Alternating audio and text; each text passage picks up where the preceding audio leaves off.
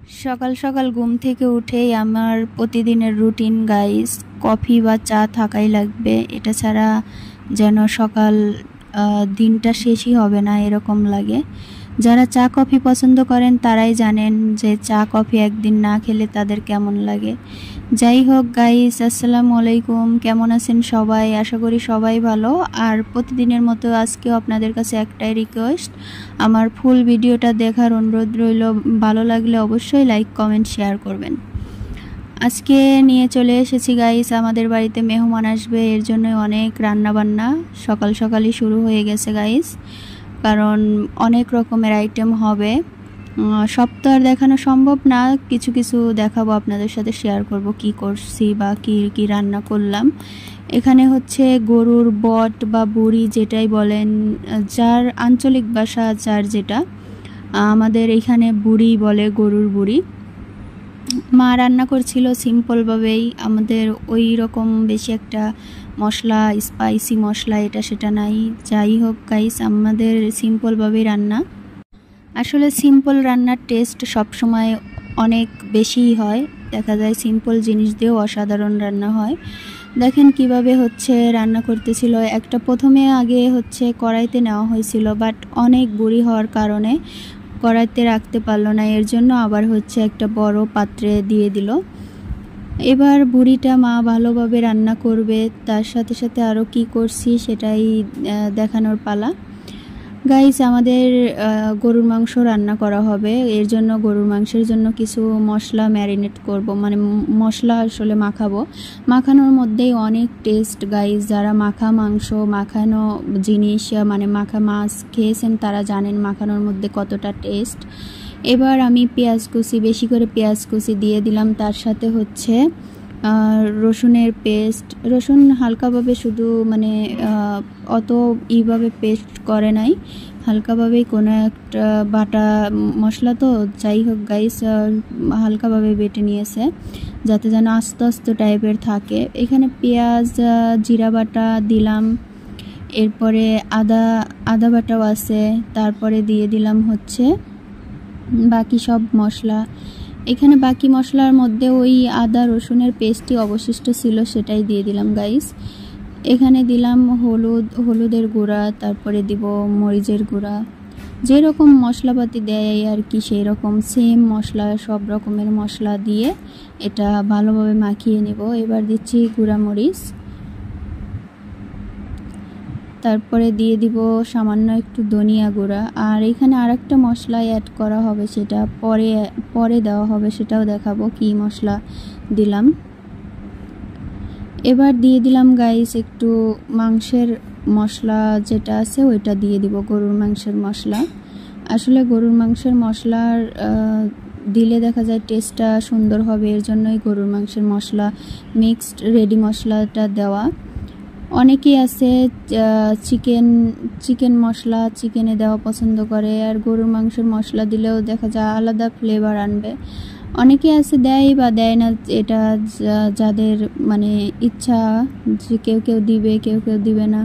যাই হোক, এবার আমি দিয়ে দিলাম কয়েকটা এলাচ আর হচ্ছে দারুচিনি। এবার দেখুন কিভাবে মাখাই গাইস, স্বাদ মতো লবণ। এবার ভালো মতো মাখিয়ে নিব। সবাই আবার কমেন্টে বলতে পারেন যে আপনি বেশি মাখামাখি বেশি করেন, কারণ মাখানো জিনিসের মধ্যেই টেস্টটা একটু বেশিই থাকে, এর জন্যই এরকম করে দেওয়া। আর দিয়ে দিলাম সাদা তেল দিয়ে ভালোভাবে এবার মাখিয়ে নিব সব কিছু একসাথে করে সুন্দর মতো মাখিয়ে নিলাম গাইস। দেখেন মশলাটার কালারটাই এত সুন্দর আসছে যে মনে হচ্ছে রান্না না করলেও হবে, তাই না?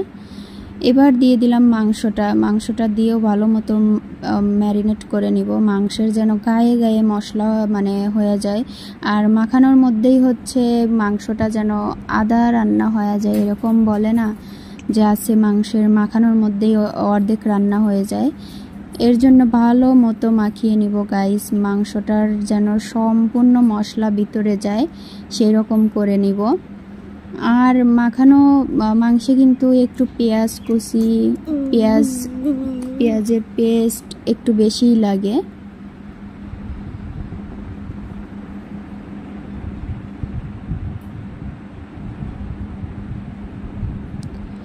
দেখেন, দেখেই খেতে ইচ্ছে করছে না গাইস?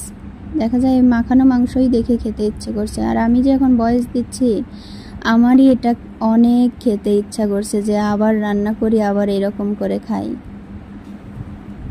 ফুল মাংসটা মাখানো শেষ, আর আমি এইখানে আধা ঘন্টার মতো মাংসটা ম্যারিনেট করে রাখছিলাম, মানে ঢাকা দিয়ে রেখেছিলাম। তার ফাঁকে মা কিছু মশলা বানিয়ে নিচ্ছে। এটা হচ্ছে আমাদের আঞ্চলিক ভাষায় বলে বাজনা বাটা। আপনারা কি বলেন, আপনাদের আঞ্চলিক ভাষা কি সেটা আপনারা কমেন্টে জানাবেন। এখানে পেঁয়াজ কুচি, তেজপাতা আর জিরা, মৌরি, তারপরে আছে হচ্ছে ধনিয়া মৌরি মাংসে এমনিতেই বেশি একটু দিলে ভালোই সেন্ট আসে, আর অনেক সুন্দর একটা স্মেল, খেতেই মন চায়। ধনিয়ার মৌরি দিলে মাংসটার স্বাদই অন্যরকম হয়ে যায়। যাই হোক, এবার আমার মা দেখেন কি সুন্দর করে এটা পেস্ট করে নিবে, মানে বেটে নিচ্ছে আর কি।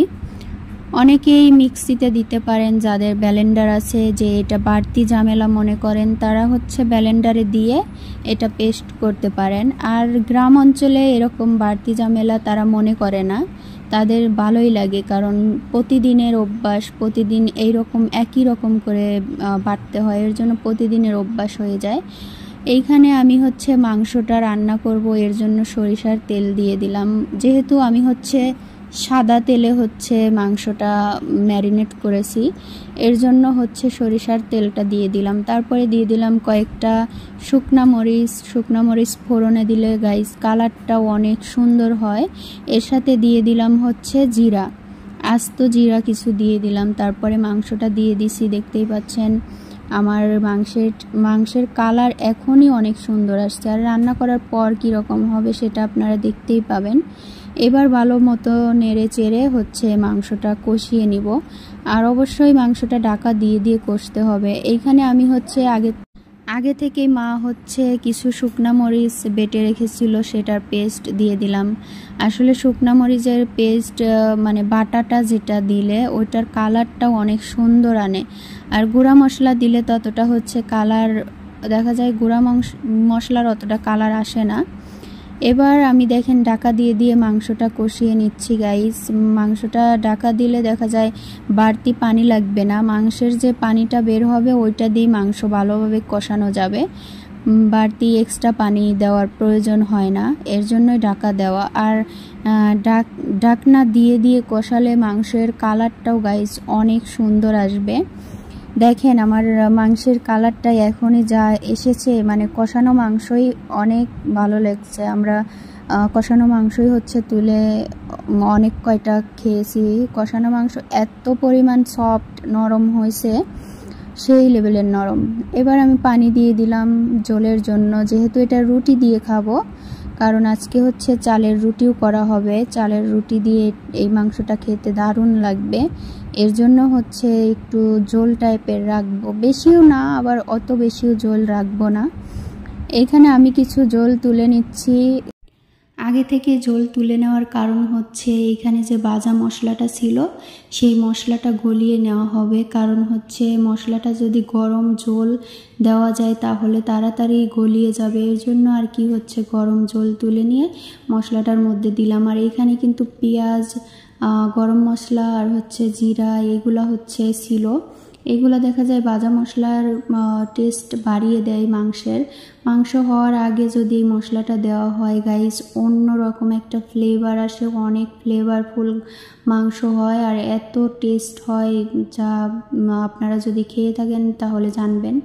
যাই হোক, আমার মাংস প্রায় ডান। আর এইখানে আগে থেকে যে হচ্ছে বুড়িটা রান্না করা হয়েছিল সেটাই, বুড়িটা হচ্ছে আজকে তো খাওয়া হবে না, কারণ 2-3 জাল না দিলে মাংসটার টেস্ট ভালো, মানে বুড়িটার টেস্ট ভালো আসবে না।